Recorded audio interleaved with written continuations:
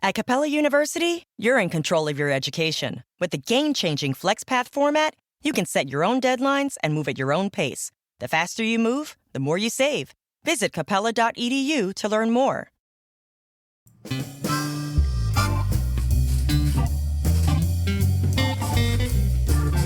Right Night is a talk show with published authors, writers, and content creators discussing both the creative and technical sides of writing, as well as the industry surrounding it, from novels to screenplays to comics and more.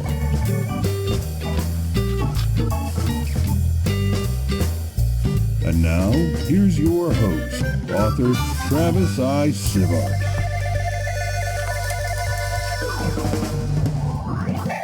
Well, thank you so much, Cogsley. Much appreciated for that excellent introduction, as usual, considering it's a recording. Now, I am, first of all, going to welcome you guys, welcome everybody to Right Night.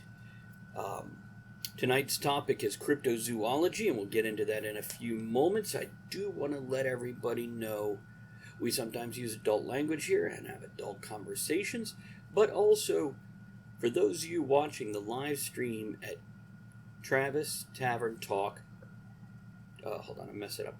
Live stream at twitch.tv/Travis Tavern Talk. We are recording a podcast right now. You are our live audience in chat here. It is subscriber only chat for everybody who's hanging out, and that's one of the perks of being a subscriber. You get to be a part of the live show. But if we don't reply to everything you say in chat, it's because we're trying to just make sure we reference the most relevant things. Now, for anybody listening to the podcast after the fact, just so you know, in case you didn't pick it up already, we have a live show and we record this in front of a live audience. So you will hear things like me going dinging, and that's to let everybody know I want to read some chat comments, and I think that's enough. We can go on. Let's do an intro. I am your host, Travis Sivart, and I write under multiple pen names, and tonight I'd like to talk about my pen name that best suits the topic tonight, and that is my Joe Wilson pen name, where I, first of all, with my new glasses and everything, I've come to realize I am starting to look like my book cover for my dad joke book. Hey, look at that. You always have. Life imitates art. Well, I never expected the, glasses to be quite the same style, but yeah, that's just me right there. Oh, Aaron, I put a new command. If you just put WN cast, that will do all of us at once. Oh. Make it a little easier. Yeah. But also under Joe I knew a girl Wilson in high school like that. Also, right as I'm holding up the kids' books, really.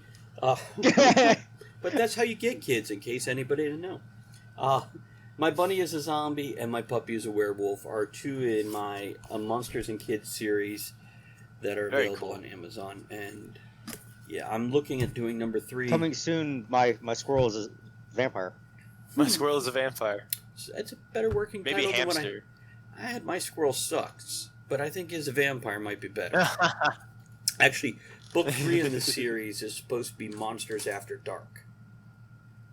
And it takes it from the monster's point of view as a child of a monster is, well, basically what goes on in the bedroom of a monster after dark as opposed to a human child after dark. So, stop making those eyes. Aaron is on something. Speaking of which, man, do I pass it to Aaron? No, just half my face doesn't work, so. See, I got to determine if I pass it over here to Michael and let Aaron mess with Michael more, or just pass it to Aaron so he gets some of this stuff out of his system. What do you think, Michael? Pass it to Aaron. Woo-hoo! Wow, I passed it to Michael, he passed it right back to Aaron. Go, Aaron! Hey, I'm Aaron Kennedy, technical writer for 20-some-odd years. I've been published in the Army Times, the NCO Journal. I have the book Persona Non Grata, the first of the Ships of Valor series, which is space pulp, kind of military sci-fi-ish. Currently working on the Icarus Black series, which takes place in the same universe as Persona Non Grata. Very nice. And to you, Michael, sir. Thank you. My name's Michael Thompson. I'm an independent author and illustrator from Northern Virginia, and the book I will share with you today is my folkloric fantasy sea story adventure, Winslow Hoffner's Incredible Encounters. It's about cryptids, sea monsters, all sorts of epic urban legends that few people have beheld, but there's one man who's seen them all, Winslow Hoffner, the gallant fisherman. He's regaling his tales of epic adventure to a couple of journalists who discover their small harbor town is harboring incredible secrets. Very nice, thank you very much. And I do want to remind everybody that you can find our books on various places online. You can find my books at bit.ly/TravisBooks. That's bit.ly/TravisBooks.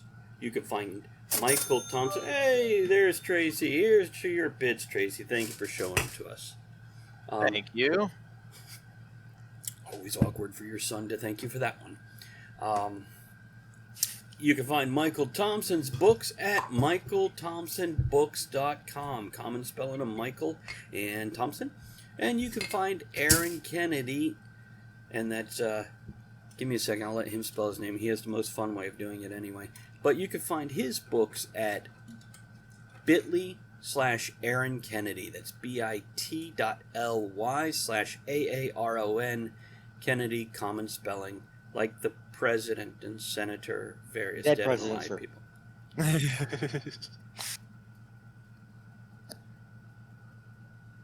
Purposeful, awkward silence for anybody on the podcast there.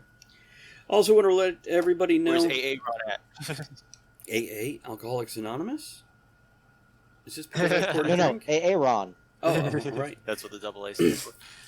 I do want to ask everybody in our chat tonight, what are you guys reading? What are you working on for a writing project? What are you guys doing with words? Let us know right here in chat.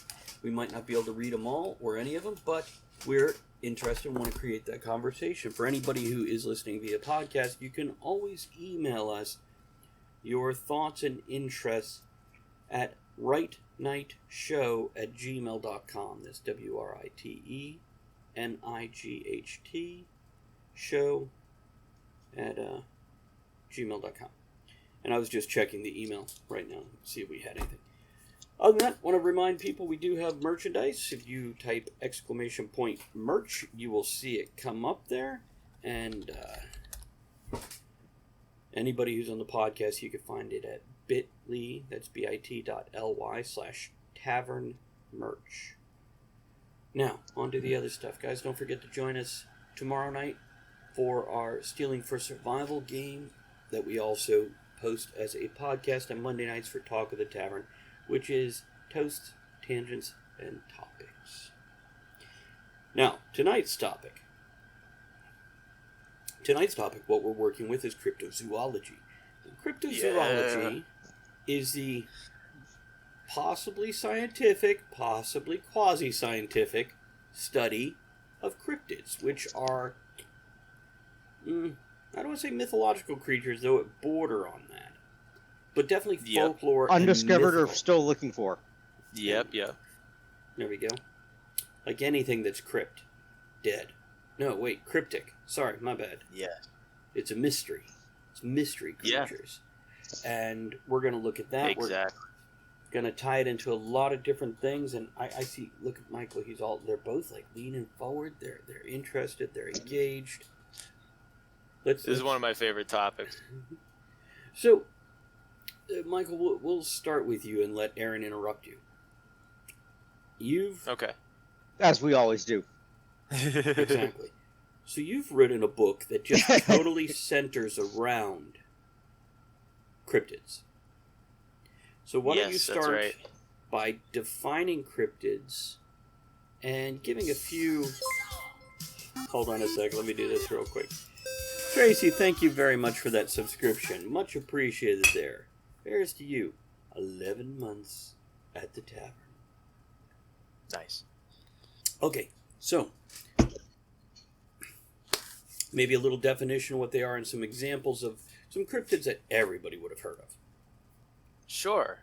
So cryptozoology is the study of hidden animals. And you get crypto is the Greek prefix meaning hidden, and then zoology, the study of animals. So the study of hidden animals, and the term was coined by the father of cryptozoology, Bernard Heuvelmans.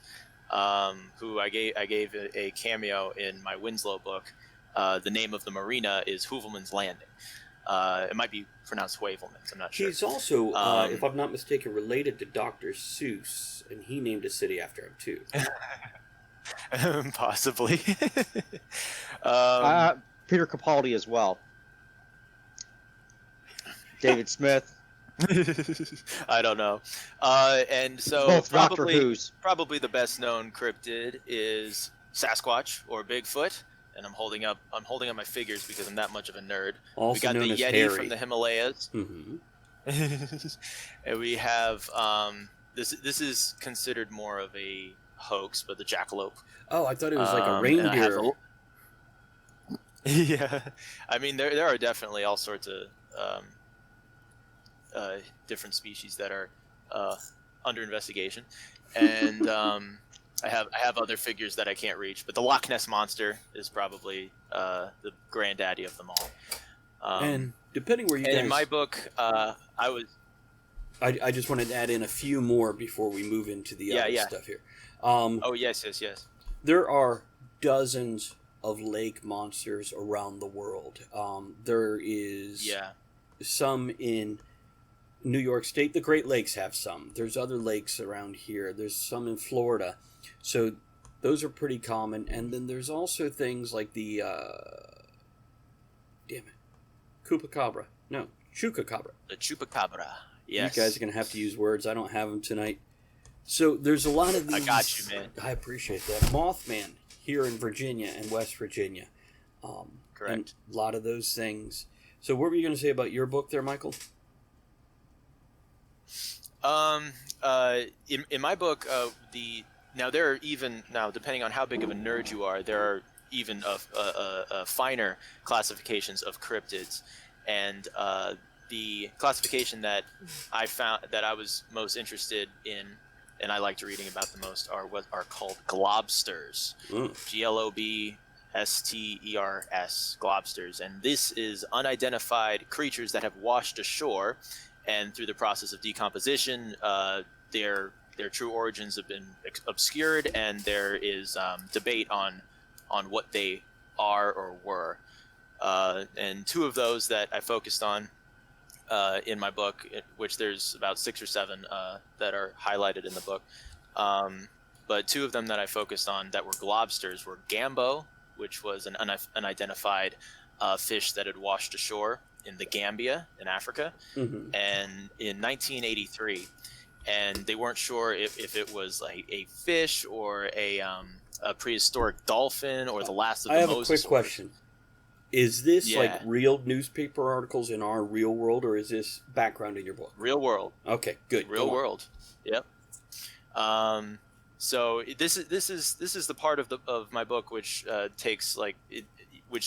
dips its toe into historical fiction, because you can look up any of the monsters in the book and they have some sort of real world tether, and that's sort of my basis for any of the creatures featured in each of the chapters. And Gambo is the first one. That was when I had gotten the original line for the book that came into my mind. Have you ever stared straight into the eyes of death and scoffed? And I put that aside. And then later on, I was doing my cryptozoology research because I love it. And I came across the story of Gambo. And there was very little known about Gambo because its body, shortly after discovery and before scientific evaluation, it was chopped up, buried in the sand. Parts of it were sold. And so the mystery was just immediately probably up as for an debate. aphrodisiac or to help with erections. Someone sold, who knows, but someone sold the skull, I think, to, or so the story goes, to a tourist, and it was this monstrous, unknown skull, so it's out there somewhere. And I thought, this is perfect, I can do whatever I want with this, and thus with that real world basis, then I take my liberties, and then I onto that unknown species, I projected like the type of a type of creature like I had never seen in literature. I wanted to do a fire-breathing fish, and I wanted to have something that could burn underwater, like magnesium burns underwater to create its own oxygen. And to just immediately start out the book with something that the reader had never seen before. It was super cool. And similarly, the book closes out with another globster from, now this one's older, and this was the mystery of Octopus giganteus.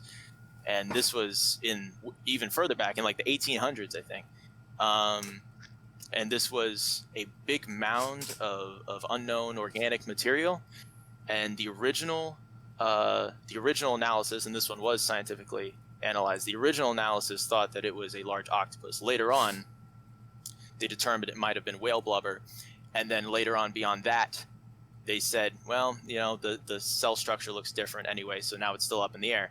So in my book, the whale blubber thing is written off as a cover-up. At Capella University, education is as smart as the world around us. With the FlexPath format, you can take classes at your own pace, set your own deadlines, and even leverage your previous experience to move faster. Now that's smart.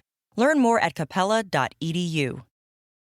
You know the old saying, selling like hotcakes? What does that even mean? What is a hotcake anyway? They should change it to selling like Hondas, because right now Hondas are selling faster than ever. Probably because they're so rugged, long-lasting, and fuel-efficient. And if you want one, you should get to your local Honda dealer right away.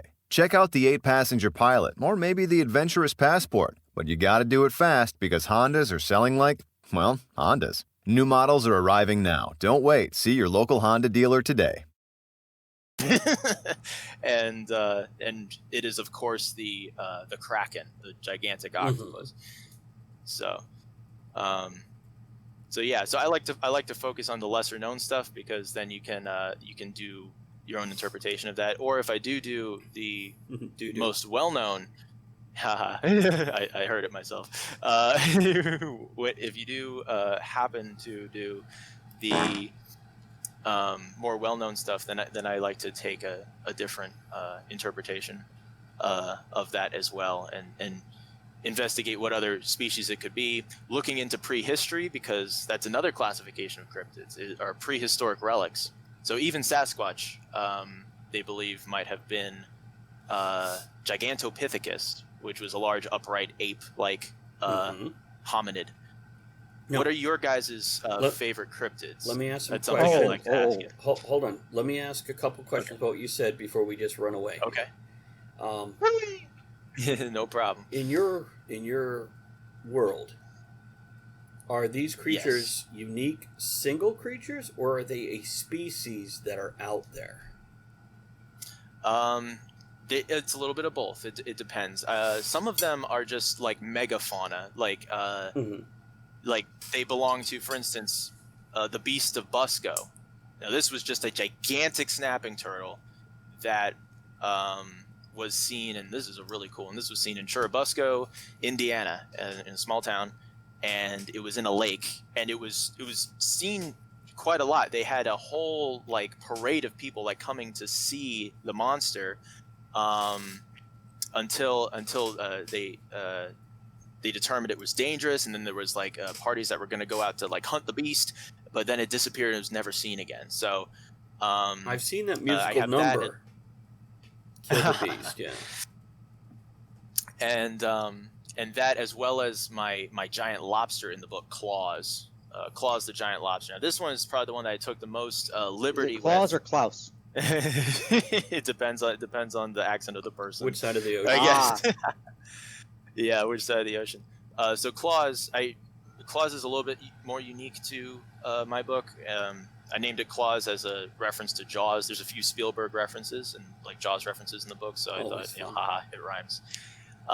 But it's a big lobster, and it was just sort of like this image that was playing in my head of a massive lobster, and an exchange of dialogue between Winslow and the restaurant owner Keeley, where he tells a lot of his stories, where he had mistaken it for a sandbar, and Keeley's like, how? He's like, I was standing on it. He's like, standing on it? He says, he says, why? Because I thought it was a sandbar. And they and so it was this whole and I was scouring the internet and scouring all my resources to try and find an instance of a giant lobster in cryptozoology, and there's not a lot. You can go back into mythology or like old sea maps and find I was able to find one lobster type monster on a sea map, but it was named Gambar, which was a little too close to Gambo for me, and I didn't want to name it that. So then I just had a flash of inspiration, and I thought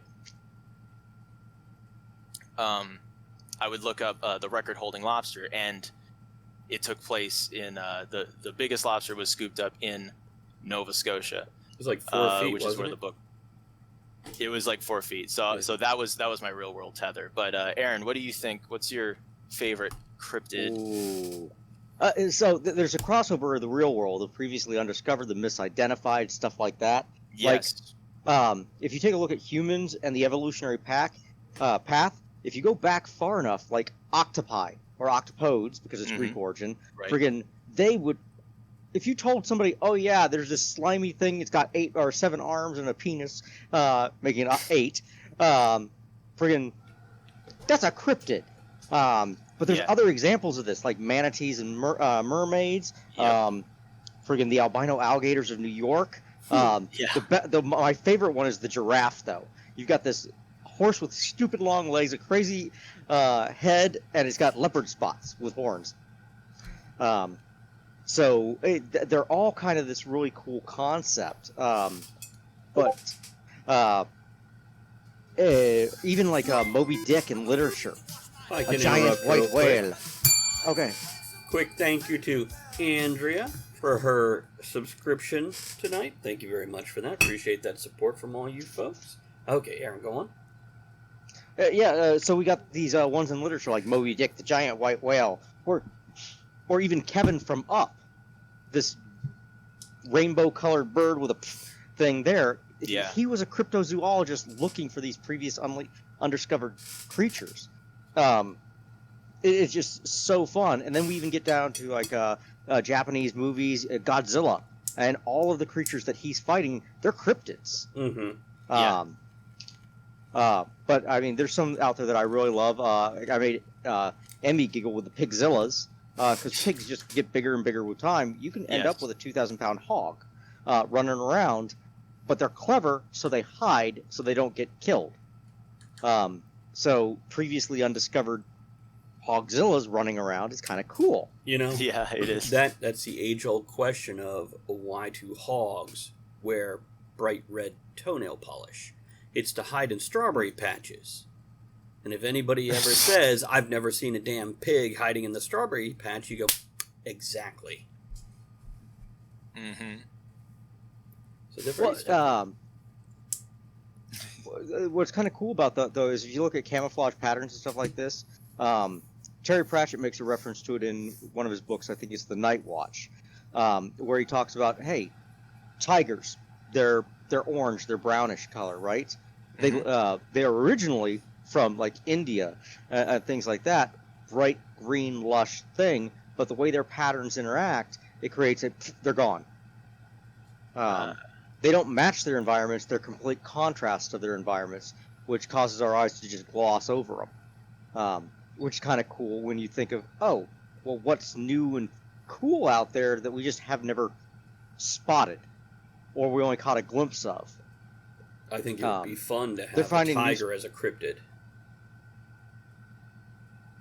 Oh, friggin' giant saber-toothed tiger? No, just a regular tiger. Things like... You know, whether you're doing in a different world, you know, if you're working in a fantasy world that doesn't have tigers as a normal thing, and all the readers like, it's a tiger. Or if, you know, they are hunting a cryptid, thinking it's this ancient mystery monster, and it turns out to be a tiger and just eats them all. I think that's a happy ending. Well, okay, so go back 400 or 500 years, bears, okay? Mm-hmm. The word bear comes from brown. The reason they called it brown is because they were so scared to say its name that they didn't want it to appear. This thing is crazy dangerous. That's a cool fact. It is, isn't it? Yeah. I have viewers that will still do that with certain spirits and whatnot because of their Native American belief system. They will not utter the creature's name. Yeah, Voldemort. Voldemort. You know, if I heard that there was a wild Voldemort out there, I don't think I'd be too terrified, because I'm imagining something burrowing with a star-shaped nose. Yeah. Voldemort. Voldemort. Vortimol. What is it? Blind hairless moles? Come on, these are cryptids. Yeah. We just happen to have found them. Lots of things were cryptids before they were found, like the duck-billed platypus, the okapi, Dogs. even the silverback gorilla. Yeah. That's true. That's true. So there is possibility of more out there. Let's see. Are we still heading in the direction we want to? I want to make sure we're not missing anything. And to clarify, here's a fun fact. Aaron's going to be on me. Oh, damn it. Aaron is going to be on with me Monday night on Talk of the Tavern, where we're also going to be talking about cryptozoology, but in a very different light and spin, with some drinking and a lot of tongue-in-cheek. So a lot of the stuff he hinted at You guys here, aren't drinking? I am. Okay. Oh, by the way, Andrea adds in Stephen King's story, there was a mystery monster that turned out to be a bear. Yeah, it will be, matter of fact, Andrea and Aaron Monday night. But also, Michael has this huge passion and love for cryptids. And I had to, yank him off so we all get to talk, because he's so passionate and loves it so much. And I'm like, hold on, we all... I'm sorry. No. Time just goes like this around me. But, yeah, no problem. Cut me off. It's a great concept. I mean, if you go to movies and stuff like that, there are cryptids everywhere. Okay? The Beowulf mythos is about a cryptid. Friggin' Moby Dick, Up. They're all cryptids. I mentioned the Godzilla series. It's all cryptids all the way down. I have cryptids that run through all my novels. They're the one thing that interlinks all the novels besides Jack Tucker. And it's a alien species. Shapeshifter guy, right? Right. They showed up. Yeah. They were octopus-type creatures, intelligent octopus that came here through wormhole portal technology 45,000 years ago, started interacting with different species, realized that the land species is developing more, made contact with humans, but they're also the cause of a lot of the other stuff. For example, Loch Ness Monster and the Kraken were their genetic experiments once they realized humans were hostile and they had to create things to protect their hidden whatnots. I love that. That's really cool. And that also, I'm trying to think other stuff they did. I'm staring up at the books. But yeah, a lot of that stems off of that. And that's also the fun thing about making your own cryptids in whatever kind of world you're working, whether you're working horror or fantasy or folklore. Anything they don't know what it is a cryptid. Yeah. And perfect. Yep. RUSs. Yes. What's an RUS? ROUSs. A rodent of unusual size. Oh, yeah. Oh, sorry, dyslexia. Yeah, rodents of unusual size. Frankly, I don't think they exist. Yes, that was fantastic. I just saw that recently. Well, the fact that he sees them and then plays it off. See, he's like, no, they're fine. There's also the fine line between cryptids and straight up horror monsters, and modern mythology. What's the word for modern mythology? Cryptozoology. No. Modern folklore. Urban legends. Urban legends. Because a lot of our creatures that we're seeing in urban legends, such as Mothman and whatnot, are just cryptids or potentially cryptids.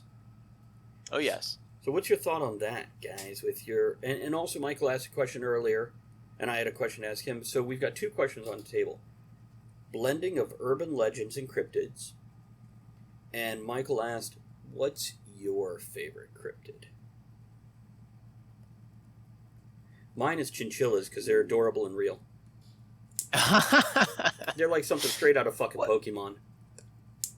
They kind of are, yeah.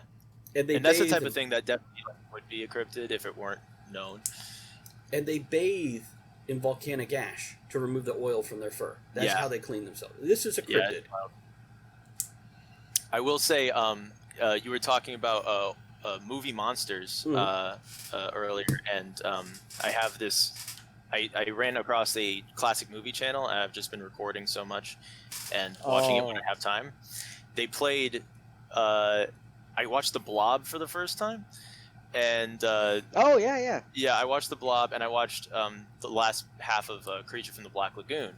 And Creature from the Black Lagoon, there are cryptids that go back into all sorts of like, and basically, I think it becomes mythology like the farther back you go. But there's all sorts of like Gillman type characters in cryptozoology and mythology. Oh, Kevin Costner. Yeah, and the Blob I was familiar with. This is very interesting. Tell me if you've heard of this one. They call it, I believe, star jelly, and it's this unexplained, like, sort of slimy substance that they found around meteorites, and I don't know if it was like sort of like rapidly heated silica or something, but there's these weird stories. I think they still don't know what it is, because there have been stories where people they touch it and it just disappears. It's also often found in teenage boys' rooms, especially gym socks. Oh jeez. But no. So was this an animal or just a substance? It's a good question, and I think this is where your urban legends interacts with cryptozoology. I would say that it would be a cryptid if it were an organism, and it would be an urban legend if it were something non-living. But an animal can also be an urban legend as well. Correct, such as the alligators in the sewers. Right. So it would be a known creature, but in the wrong spot. Yeah. That would definitely lend itself to.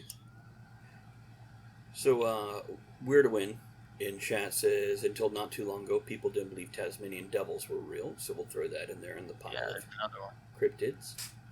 It's, so, favorite... I mean, friggin' Chupacabra. Mm-hmm. The goat sucker. That's probably my favorite. Really? Just because it's a great word. Yep. Chupacabra. The fun thing about them is that it's so recent.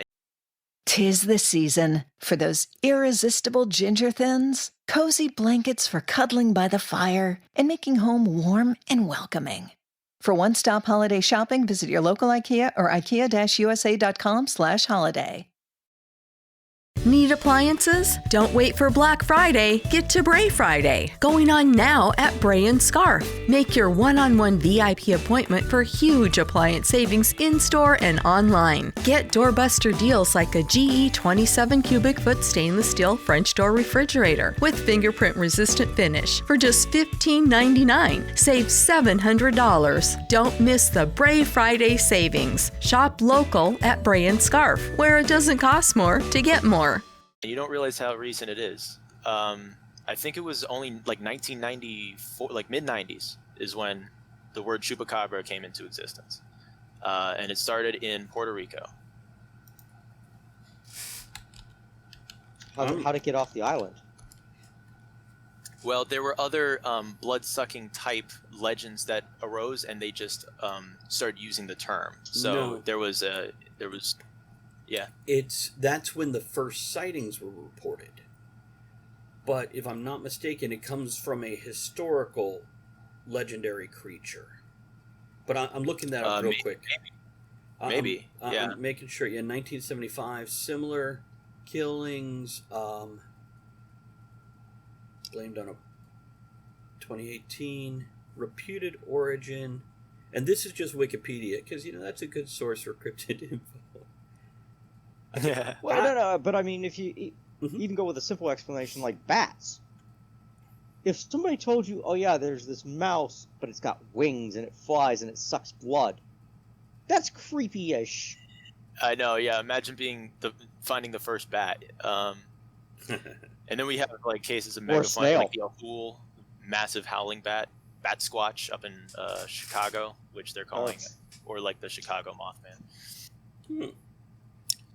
By the way, Michael, Wordowin has some star jelly information.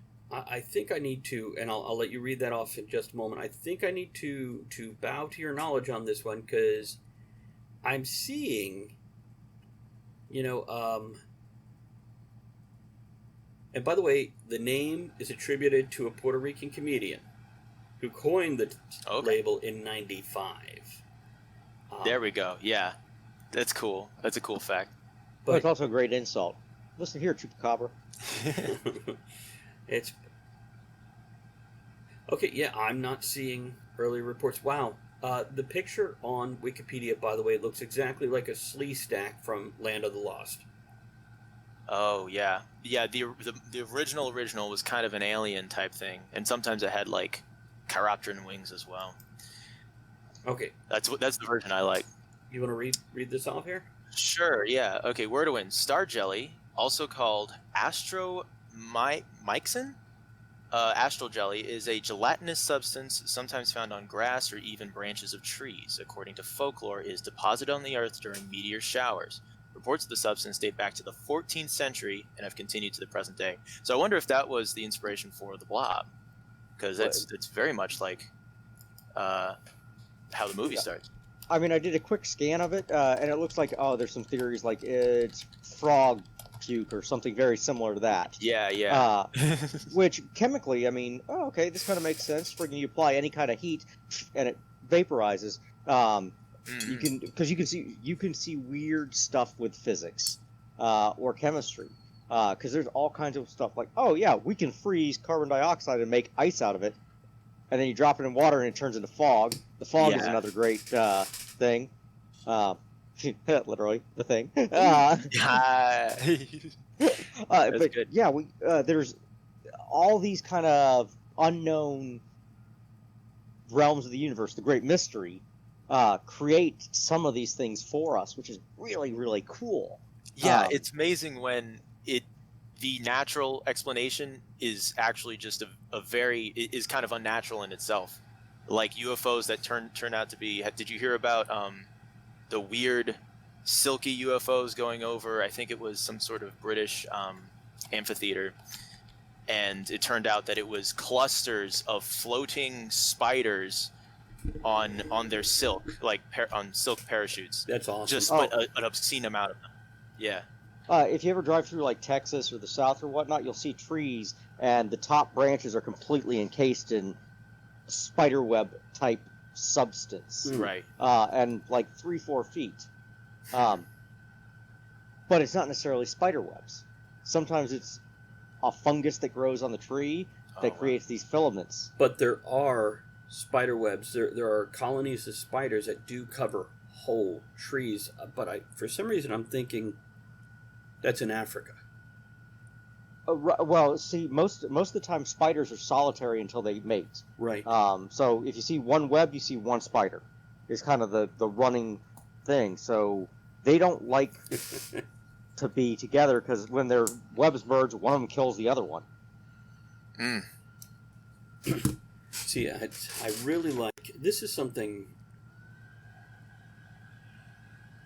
some of my favorite writers will do. They'll take something commonplace, and with a nice little twist on it, we'll turn it into something horrible. Or something else it does is Japanese horror. Especially Japanese horror movies. But, you're saying horror. Tomato. See, I've lived in Florida, where we have a couple different cryptids, right? The Florida Man. What is the Florida Man? Oh, you're not familiar with... let me educate. The Florida Man is a mythical beast, approximately 5'10" to 6'2". He is hopped up on meth and things like that, but he does whatever he wants. This results in writings about him in the local newspapers that make him appear everywhere. Man breaks into car, steals steering wheel, runs away. Thank you. Let's move on back Llama's to on the where loose. We were. That's not a cryptid. That's a local. There's a difference. Now I grew up in South Florida, just in Fort Lauderdale, just north of Miami, and just east of the Everglades. Which, if I had been born 50 years before, I would have been living in the Everglades. Actually, it's good legends there. Yeah. One of the last. Where the giant anacondas are, right? They are there I now, think so, yeah. but in reality, and they're not anacondas. They're boa constrictors. They're pythons. Pythons. That's the one I want. Yep, ball pythons. Not ball pythons. Yeah. No, we're looking at Burmese pythons. So they're getting much larger. Ball pythons, 4 to 6 feet. These much larger, and they're actually competing with the local apex predators such as alligators and winning. Wow. Yeah. Yeah, this is definitely like, can you imagine seeing like a 12 to 18 foot long snake wrestling and devouring an 8 foot long alligator? I saw a video of one swimming, and it was just massive, and it was as thick as a log. Mm-hmm. And I was like, this is how legends start. Yeah. Easily. This is why humans kill things with fire. Yeah, you got the skunk and ape pitchforks, sir. Don't forget pitchforks. Yeah, pitchforks. Michael, Classic. You're correct. We have the skunk ape, which is a derivative of Bigfoot or Sasquatch. What else do we have down there? It's crocodiles. Wait, what? Aaron? Big alligators. Yeah. Alligators in Florida. Crocodiles are generally African. Oh, okay. Is that Or like the Asian continent. kangaroos in Austria, right? It's but yeah, they're very different. If you ever meet one at a bar, you could tell by what they drink which one they are. It's a true story. Well, I always understood when they depart you, because an alligator will see you later, crocodile will see you after a while. That's true too. It's true too. So I'm trying to think of what other things we have in Florida, just to keep the cryptid conversation going there. These giant bugs that fly while butt to butt. You talk about the mating stink bugs? Yes, the love bugs. Yeah. The marsh had me thinking of the Honey Island swamp monster, but I believe that's Louisiana. Tell us a little bit about that. And that's, well, I mean, it was kind of, it's like Swamp Thing, you know. It's like I think it has a few different. Some people think it's more reptilian. Some people think it's more ape-like. Just draped in mossy, swampiness. Now, speaking of Swamp Thing, go ahead, Chris. When I was in Boy Scouts in Florida, as we're sitting in the Everglades camping, is when our scoutmaster decided to tell us the story of trying to remember what he called them. There wasn't a technical name. It was like, tree men or swamp men or something. Yeah. But they're basically, and it's almost a sort of a Krampus type legend, where there's these super silent, quiet, humanoid things that look like they're covered with moss, and they're very tall. Not like 6 foot, but like 10 foot, 12 foot tall. So they look like trees when they're standing still, just in the swamp, just a thin thing standing up. But if they find people doing wrong in the swamp or wandering away from the group, specifically the Scoutmaster aimed it towards, if you're a bad boy, they come get you. But I'm trying to make it a little less Boy Scout around the campfire here. But they would actually come to people's houses. Krampus. Because, like I said, when I was 14, the place I lived had only been built a few years before. So 5 to 8 years before I moved in here, it was swamp. Which is great looking back on my childhood, how I used to swim in all these man-made lakes and stuff and canals, and realizing they are directly connected to the Everglades. At any point in time, you could just brush up against an alligator, or a copperhead, or a coral snake, and all these kind of modern... It's the unknown. Yeah, and I used to jump off trees into these bodies of water. Spooky. The things that age and wisdom and terror brings with it. But yeah, these things would... And I would have concerns as I'm laying in my bed that one of these men are outside my window staring in, waiting to see if he could get in to get to me. Well, you were in Florida, so that was possible. Good. The Florida man. That's right, the Florida man. Now you mentioned the Swamp Thing. If you ever get a chance, go back and watch the 1990s series Swamp Thing. It was on USA when they were doing kind of inventive television. When they were half Skinamax, censored Skinamax after midnight. But before that, they had this like 8 o'clock hour or 8 o'clock to midnight hour where they did just really, really cool, inventive things. And this was one of the first comic book movie adaptations that really kind of worked. but it hit a lot of these cryptozoology things because you got this mad scientist creating experiments. Swamp Thing was a failed assassination attempt, but all these other things that he went up against was kind of neat. Yeah, it's really cool. It's cool seeing, you know, a lot of comic book characters, superheroes, kind of have their bases in like monster legends. You know, like the Thing or the Incredible Hulk.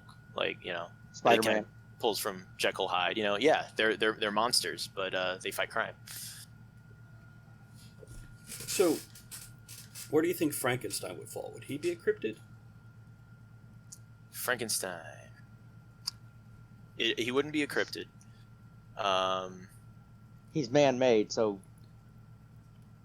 I mean, but couldn't you have a man-made cryptid, something that got out of a lab? Yes, you can. Oh, In absolutely. fact, Mothman. One of the theories about Mothman was that it was some sort of mutant. But Frankenstein himself, I would have to think there would have to be like something like it. You know, it would have to be like some sort of modern legend. That's Well, like your golems and stuff like that are great ones. The clay golems. Yeah. I've been corrected, sure. by the way. Frankenstein's monster. Oh yeah. Frankenstein was the Frankenstein's doctor. monster. Correct. Solomon That's Grundy. true. But yeah, That's let's go. I believe Frankenstein was Solomon. the monster, sir. Frankenstein's monster was The victim. a reasonable person by all accounts. He was. Yes. And if you read the book, the only reason he went on any kind of killing spree is because he just couldn't get away from them. They wouldn't leave him the hell alone. And I think even if we did have some sort of modern Frankenstein-esque legend, like some sort of like reanimated corpse, that would probably be an urban legend before it would be a cryptid. I have one. Well, I mean, the entire zombies thing. Zombie, yeah. There have been some zombie stories where people were dead and then they came back. Yeah. It's hard to see without the light. It's the Talent Agency. The Talent Agency book. They can see it on their camera, and you can't see it on yours very well. And I can't get the light better without bleaching everything out, Aaron. What you got in the Talent Agency? Yeah. It's with that. It's set slightly in the future, and they're doing genetic and nanotechnology experiments on people, and creating kind of your first layer of superheroes. But also, it could definitely be taken as things that go bump in the night. Perfect. So you could definitely lean towards the horror side. Did we hear what your favorite cryptid was, Travis? I don't think I have one. Oh. Yeah, it depends, because I've never, besides what I grew up around, which would have been, Bigfoot and the Yeti and whatnot. And I'm trying to think back to episodes of X-Files or In Search of. When I was younger, I definitely had a fascination with the Loch Ness Monster and the Bermuda Triangle. And not that the Bermuda Triangle is a cryptid, but it is a theory that it's, giant sea creatures dragging things down. Yeah, the Bermuda Beast. Mm-hmm. But yeah, I don't think I have any one that stands out. I'm much too eclectic to nail down just one. Okay. What about a favorite cryptid in a movie? Ooh. I mean, RUSs are great and all, but friggin' there's such a wealth of stuff that's out there of writers coming up with their own kind of cryptid concept or interpreting it in new and interesting ways. If you ever watch the movie, I think it's Outlander. It's a space alien comes back to Earth, which was a seed colony, but he ends up fighting a dragon, which was on his ship. It's basically the Beowulf legend. But it's so great how they kind of did it from there. See, we also have H.P. Lovecraft tied into a lot of cryptid legends and twisted them into his own mythology in the long run, connecting larger power above it.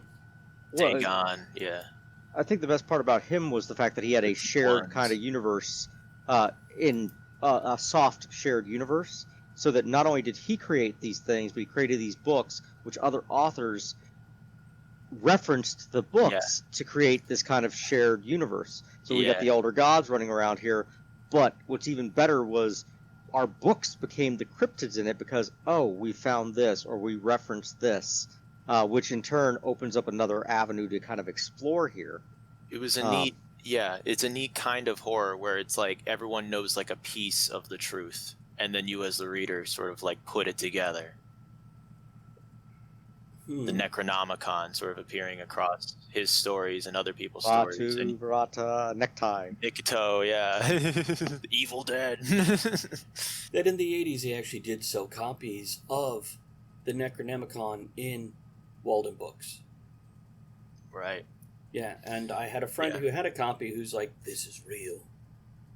Mm-hmm. It appeared in the fiction first, and then he encouraged other people to write into their fiction, and then they did, and then so people are like, is this a real book? And then eventually people like make their own books. Right. Well, and I mean, it goes back to like The Mummy, the movie Brendan Fraser. Yep. They referenced the Necronomicon as a real tome, but that goes way back to Lovecraft, friggin' 80 years prior. Well, there's also an Egyptian, book of the dead as well. Yeah. So, and then it all, then it's like this figure 8, real world fiction, urban legend. And that is. Well, we say. Go ahead. Oh, we say these things often enough in enough places, they become real. We're creating a shared reality. Yep. It's really gaslighting your audience, but it's kind of neat. It's a fun thing to contribute to. It's part of the human psychology. We have the Lake Champlain monster. That's true. We have a lot of lake monsters in the U.S. We have a lot of lakes in the U.S. Lake monsters in the U.S. There we go. Yep, we got one in Lake Champlain, Hudson River, Lake Erie, Bear Lake. Let's just go to this list right here. Hudson one starts with a K. Is it Kipsey? What is it? Hold on. There's like 50 of them. Yeah. As a matter of fact, I'll throw a link in the chat here real quick, so everybody can check this out real quick. There's a list of cryptids from a weirdo in there, and there's that. Oh yeah, the Jersey Devil. That's a scary one. Tell me more.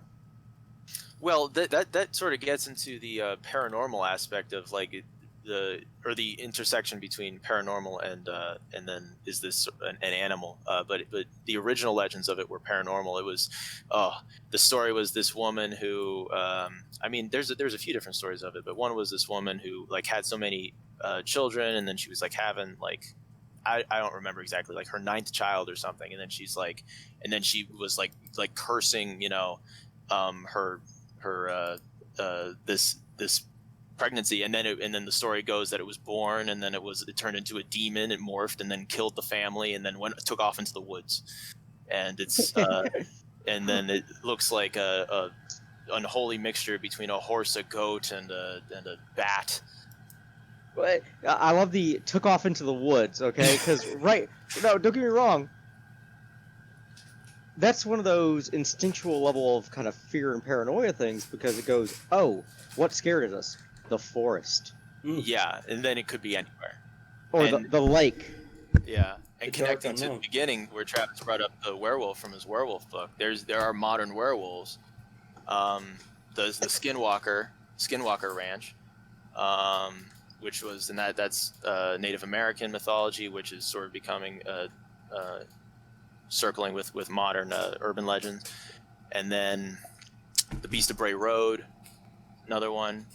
So there's all these Wolfman type things. I am looking at the eel pig of Harrington Lake from Kentucky. What? I love the sound of that. Let me look that up. Yeah, the eel pig thing. Yeah. Michael, you might want to bookmark those 2 links that were put up. One has the Atlas Obscura that I very much support and love. This place has a map of the U.S. with the different cryptids. There we go. So it is interesting, including freshwater. Look at this eel pig. Yeah. Yeah. Look at him. I love him. Oh man, I love it, and I love seeing artists Oh, look at this! renditions. Look at this interpretation of the Honey Island swamp monster. Mm-hmm. He's got like chicken legs. He's got an alligator head, and then he's all hunched over like some type of baboon. Looks like these are wild. here's some fodder for another Winslow book. Yeah, I love looking this stuff up and finding a Winslow monster. You know what I mean? And or then putting my spin on it. The sequel will have the Loch Ness monster in it in a unique way. By the way. Okay, I've got to read a question from chat here. Witch's Door, good evening. Good to see you. Right. Sorry you're hungover. She asks, Hello. So, question. If, say, for example, a werewolf gets a hip replacement or knee or other joint replacement, when they turn, would the leg or arm or whatever remain human? And if so, how humorous would that be? Well, especially if it was the leg. Well, no, okay. So I'm going to point this out, okay? If we're following the laws of physics and things like that, mass conservation and all that, that means that we're running into a 100-pound werewolf stays a 100-pound werewolf. Okay? That doesn't make sense, so there's got to be a mythological aspect of this, a little bit of magic. Mm-hmm. Something we can't explain, some kind of energy transference. Well, this is So why they're therefore, always using larger. that logic, the arm... That's why you have huge wolves that are werewolves, because they are still staying the same mass and weight. Mass. Right. Terry Pratchett does this with his vampires. And he goes, you can turn into a bat? No, I can turn into a great many bats. Well, and right, it's like, but once I do, friggin', it's collective knowledge, so you don't know, so it's hard to make sure that they all come around and control them all. Wow. Right, it's pretty cool. You turn into a swarm of bats because of the laws of mass and conservation. Excuse me. I think from Or one massive bat. Or one massive bat. That can't which fly now. Dracula did that well. That's true. They can't what? They can't fly now because they're massive. They're not a hummingbird. Oh, yeah. There's a reason hummingbirds are teeny. And that actually, it's interesting. If you're going with a scientific bend on it and you have a shapeshifter who, and again, depends on the type of werewolf. If you're turning into the classic Lon Chaney werewolf, yeah, hip changes with you, no big deal. But if you're turning into the one that gets the reversed bent knees and can run on all fours as well as upright, I would only assume whatever replacement is internal would snap out of the body and tear through the skin, and the guy would wake up the next day bleeding to death, missing a leg or a hip because it didn't change with him. Yeah, I don't think it would cooperate with him unless it was some type of like magic where you just poof, you know. Well, I mean, one of the cool things they've always kind of done is werewolves kind of have this regenerative factor in them. Right. Okay? Yeah. So they're constantly healing, which when you look at the transformation from man to wolf, they're going through extreme pain like your Deadpool. Okay? Yeah. So they're literally going nuts in pain during that time. So how much recovery of that mental piece are they waiting? Does it take them a full night to kind of get back to their senses? Which would explain the rampage, because it's an animal in pain. Now, a couple of comments in chat echoing exactly what we're talking about right now. Some came up before, some during. The werewolves are also famous for regeneration, so when it changed, the replacement would fall out and then be healed. So they would come back without the replacement, but it would be healed when they became human. And Witch's Door says, how bad would the injury have to be to have the rapid healing factor canceled? I assume missing a limb, losing a limb, would be beyond, not superhero levels, but mythology levels, because... Well, okay, so we shoot werewolves with silver bullets, right? Right. I was about to ask about that, yeah. Okay, so a common just kind of rule of thumb, you shoot somebody, 1 bullet, 1 pint of blood per minute. Okay, you lose 5 pints, you're dead. Okay? Werewolves can overcome a regular bullet, but not a silver bullet. Yes. Now, silver's got weird healing stuff that happens with that as well. So there's actual physics involved in that. It kills friggin' loose ions. So, which is why it sterilizes things like that. But, so we got there, like modern mirrors. Modern mirrors don't have silver in it, therefore vampires are now reflective. Boom. Boom. Yeah.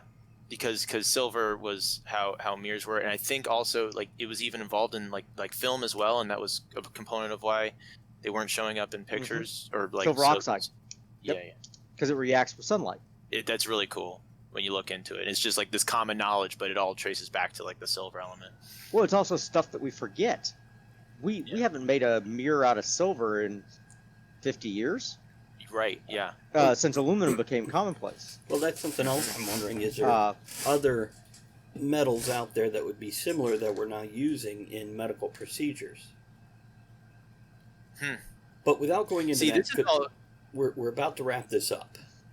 Yeah. So here's what I'll say. We're still discovering or inventing new cryptids. These things are still happening. You pointing out the origin date of the chupacabra brought that very much to light. We see this every day on social media where one person says something, whether they're making a joke or whether they're just a dumbass, and then suddenly a month later... Hey, why'd you look at me? As I was saying, we still invent modern myths. Now, some of these might lean political, some of them might lean social, some of them might lean mythical. But we still do this, and I tell you what, here's to that imagination. May some of these things be true one day. I hope we find the Sasquatch. That would be cool. To bring us out of this... he's up in the mountains reading a book right now. Oh, I have a book for him. Anyhow, just so you know, we do read messages out of the mailbag, so if you guys want to email us, rightnightshow@gmail.com. If you have some thoughts about Send us your favorite cryptid. That would be very cool. Email us your favorite cryptid and why. Or Please if you've do. encountered one, that would be cool too. That's a good story. And that's right, WRITE, night, NIGHT, show@gmail.com. Make sure you catch our next episode where we're going to be discussing what scares us as we get closer to Halloween here in 2020. That can go all over the place. And don't forget to check out the other podcasts such as Stealing for Survival and Talk of the Tavern. I do want to thank everybody who showed their love and support, first and foremost by showing up. Thank you for that, guys. Thank you for being here, interacting, chatting. But I also want to throw a special thank you out there to Andrew LeChat and Spacey Tracy is here for their subscriptions tonight, and Scribbler for his host and raid.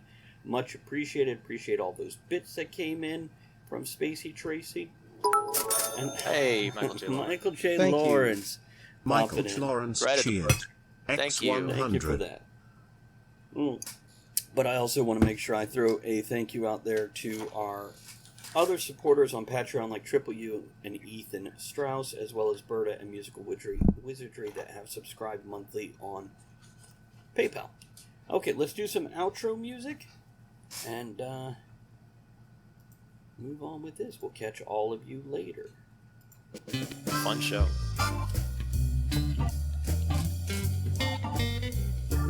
Thank you for joining author Travis I. Sivart and the other writers, content creators, and all-around amazing people for our discussion here on Right.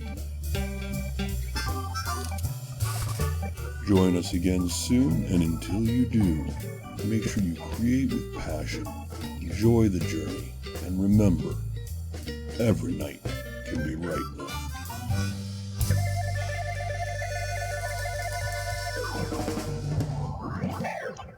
You know the old saying, selling like hotcakes? What does that even mean? What is a hotcake anyway? They should change it to selling like Hondas, because right now Hondas are selling faster than ever. Probably because they're so rugged, long-lasting, and fuel-efficient. And if you want one, you should get to your local Honda dealer right away. Check out the 8-passenger Pilot, or maybe the adventurous Passport. But you gotta do it fast, because Hondas are selling like, well, Hondas. New models are arriving now. Don't wait. See your local Honda dealer today.